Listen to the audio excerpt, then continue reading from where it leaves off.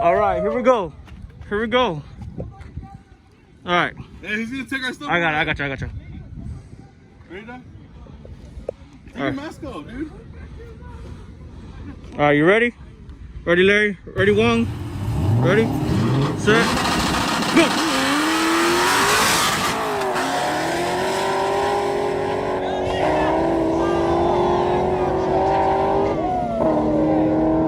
What up, y'all? How y'all doing today? So as you can tell behind me, I have a whole lot of shenanigans going on, and I'll get into that in just a second. It has been a couple of rough months. There hasn't really been much going on, so I decided, you know what, I'm just gonna go ahead and pull in the car for, you know, a full overhaul, because I think it's about that time that I start repainting and start doing the whole engine bay, because I mean the engine bay on this car, like I said, as you've seen in previous videos, it doesn't look too hot, and I kind of want to get it to that point where I can pop my hood open at every meet and everybody be like, oh, look at that. So we'll get into it right now. So for the longest now, I've been needing to change my VVT, but I haven't really gotten around to doing it because I've been busy with some other stuff. But about 2 weeks ago, I came back from Corpus and I parked the car, and when I turned it on again the next day, it was throwing all sorts of codes and stuff, and it started to sound way worse than it did before, because I mean, there was rattling coming from the timing chain, but it wasn't too bad. It was just for the first couple of seconds when you let the car warm up, and then it went away, but it just started sounding really bad. And then of course I had a problem where I had to let the car warm up for maybe 5 or 10 minutes before it was finally good to go, or so it would start misfiring. Well, I got tired of just doing all that, so I finally brought it in and said maybe I could tackle the job by myself. So I went ahead and removed the valve cover, the intake manifold, all the intake, and EGR and the EGR plate and everything are over here. Spark plugs are taken out, gasket. I pretty much took everything out. And when we took off the valve cover, we noticed that the VVT actuator has a big old like blowout in it, and that's not supposed to look like that. So I'm pretty sure that's the reason why my car started acting all funky when I came back. So it's definitely time to change that out. I don't want to risk driving it any more than it has to be driven. Also, when I was taking out the spark plugs, cylinder 2 and 3 had a lot of oil in them, and hopefully my piston rings aren't shot, but there's not supposed to be any oil in the spark plug wells. As you can see, that one's dry, cylinder 1's dry, cylinder 4 is dry, cylinder 2 and 3 have oil in it. So what I'm probably gonna do is run a compression test after we get some other stuff done, and if the motor's shot, well then boom, full rebuild. So yeah, like I said, I took off the valve cover, the intake manifold, my intake. I'm gonna try to do a complete overhaul. I'm gonna replace all the gaskets and stuff. What I really want to do is I'm gonna get this cleaned up actually right now. The valve cover head and the intake manifold. I'm gonna tape off some stuff, and I'm just gonna spray the shit out of it with degreaser and get it all nice and, I guess, polished before we repaint it over, because I kind of want to paint this all gold. We're gonna get the intake manifold probably painted black, and we're probably just gonna order a whole new intake from JBR, because I mean this is just the stock one that comes with Mazda. So we're gonna get a whole red one and kind of like match the car, I guess. The EGR is complete. Well, it was really clogged up with gunk earlier. I kind of cleaned it out a little bit. Clean the valves too while we're at it. Also, I need to replace my fuel road pressure sensor. That was another code that kept coming up. So a lot of things we can actually get done here. This is probably gonna be quite a few episodes, to be honest. I just thought I'd make this video just so I can update y'all on what's been going on. We're actually gonna get started here and start spraying these two things down with the greaser. Let's get to it. And by the way, just a full disclaimer, I have never done this before, so we're kind of doing everything on a whim here. If I mess something up, Don, Mark, I'm calling y'all's asses, because your boy D done fucked up. I have these bags labeled, excuse my handwriting, I write like a 4-year-old. I have these bags labeled with nuts and bolts and washers and all sorts of sensors, and they're kind of in order here, just so I know where every single nut and bolt goes. So we should be good with that, honestly. I still need to clean the EGR plate a little bit. The degreaser worked out pretty good. It actually got off a lot of the gunk that was built up and stuff.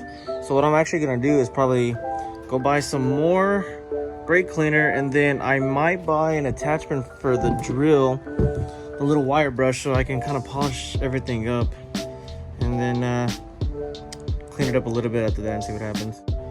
Back from AutoZone, and we got the brake cleaner, we got the wire spool for the drill, we got some brushes, and as you can tell, I got already been over this a couple times with the wire spool. And now we're just gonna go over it with the brush so I can just get into these little areas. But it actually shined it up really nice. If y'all want, y'all can just rewind real quick, maybe a minute or two in the beginning of the video, and see how this looks, and study it really good, so you can get back to me with the 500-page essay that's gonna be due on Friday. Alright, we got the EGR plate all nice and cleaned up. We're actually gonna trim the circles that are taped off right now. We're gonna trim them out so that way we can paint all this plate gold, and then the circles will probably be black. So we're gonna probably paint that right now, to be honest. As far as the valve cover goes, I took off the gaskets from the outer part of the valve cover and then the inner part, and then there was this little plate that, where'd it go? I think, well, yeah, it was in here. I took that off and I cleaned that up, and that's sitting over here. So I'll leave that there for now. The gaskets actually look pretty good, but to be honest, I think I'm just gonna replace them anyway, just in case.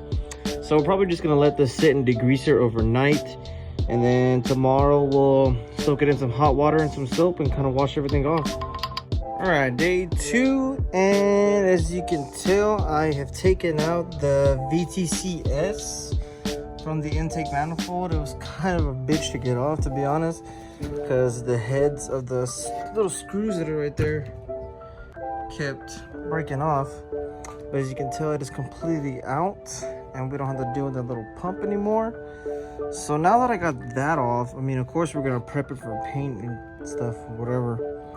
But now we got to get a little plug that goes here and on this side. And I've been reading and seeing that a lot of people just kind of like cut this off and slip it back in here. I kind of want to make it like a nice, like smooth fitting, I guess, to where it doesn't look like it's kind of just like half-assed. So we're gonna go ahead and just leave this here for now, and then, like I said, we're gonna start washing and cleaning out this valve cover so we can hopefully get it painted today.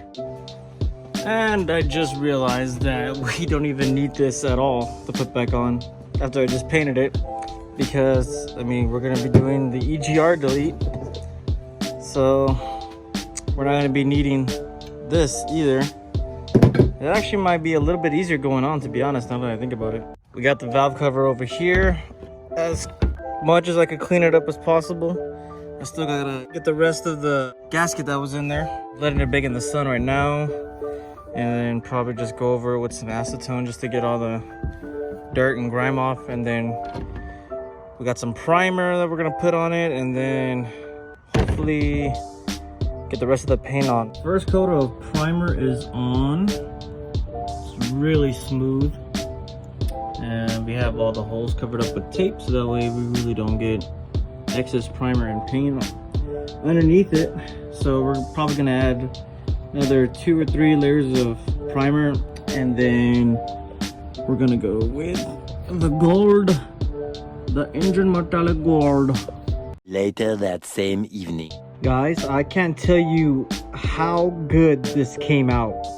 This gold really pops, and I cannot wait to throw that back into the engine bay, along with all the other parts we're gonna be replacing, repainting and stuff. But I went ahead and decided to leave this little square here, I guess the polished color, that and on the side, is I kind of either want to paint them black, or purple would actually be pretty cool. I mean, I don't really have purple on the car besides the Renegon eyes, but I know there's a couple of parts from like Damon and Edge Motorsports that have like little purple parts and replacement stuff that you could put on, so we might end up just doing that.